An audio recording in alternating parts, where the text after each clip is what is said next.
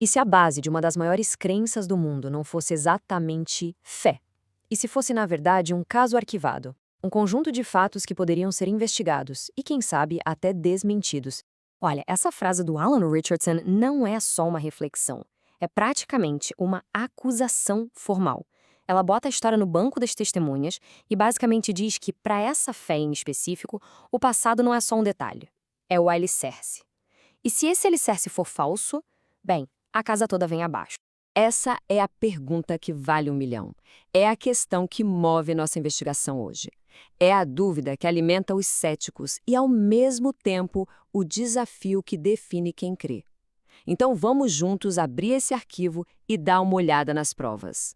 Ok, a primeira coisa que qualquer investigador se perguntaria é: por que essa dependência toda da história? O que tem de tão especial nisso?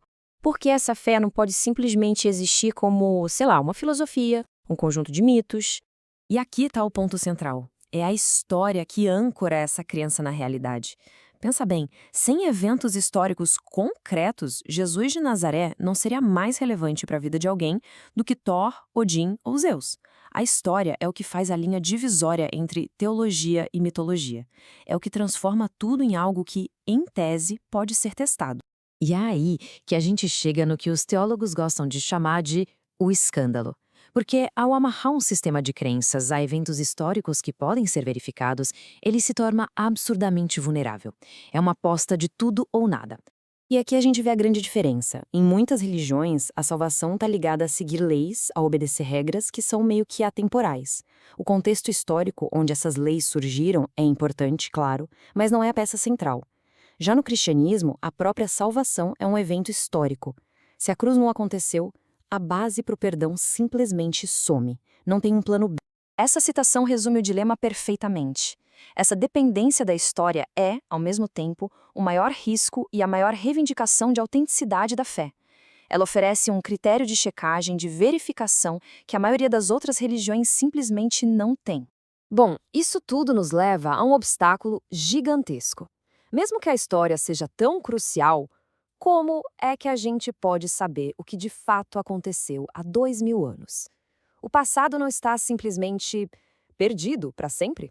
Essa é a visão cética, né? A ideia de que o passado é inacessível e que os historiadores estão só construindo as narrativas que são mais convenientes para a gente hoje. De que a história, no fim das contas, é aquilo que a gente decide que ela seja. Só que a história não é bem um sonho, por um motivo bem simples. Ela deixa um resíduo, deixa vestígios. Pensa numa cena de crime. Os historiadores não estão inventando coisas do zero. Eles trabalham dentro dos limites, das restrições, das evidências que sobreviveram ao tempo.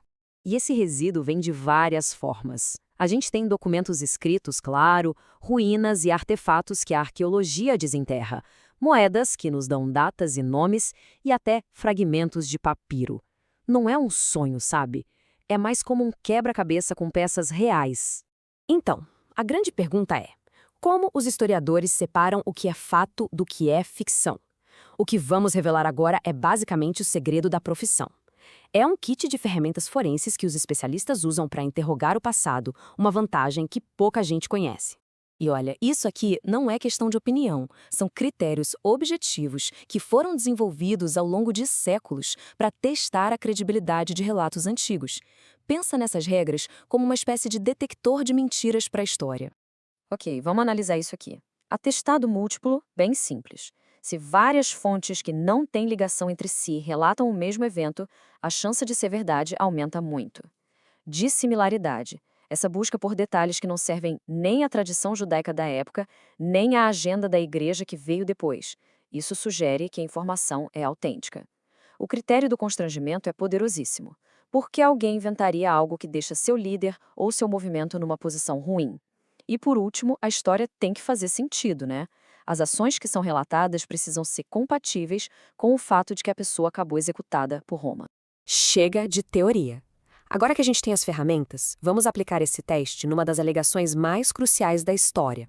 Vamos pegar a alegação da crucificação sobre Pôncio Pilatos e passar ela pelo nosso teste forense, critério por critério. Vejam só como funciona na prática. A crucificação, ela não é mencionada só nas fontes cristãs independentes. Historiadores romanos como Tácito também falam dela. Isso já bate o critério do atestado múltiplo. E mais importante ainda, o critério do constrangimento. O Messias que morre como um criminoso amaldiçoado era um desastre de relações públicas. Era o exato oposto do que se esperava.